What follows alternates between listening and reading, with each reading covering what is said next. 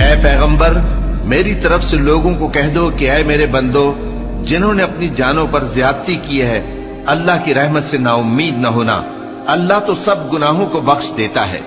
بے شک وہی تو ہے بڑا بخشنے والا بڑا مہربان۔ اور اس سے پہلے کہ تم پر عذاب آ واقع ہو اپنے پروردگار کی طرف رجوع کرو اور اس کے فرما بردار ہو جاؤ،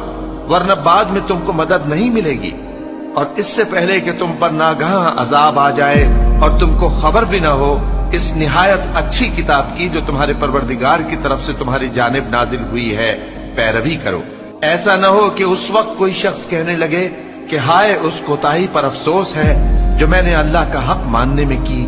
اور میں تو ہنسی ہی کرتا رہا،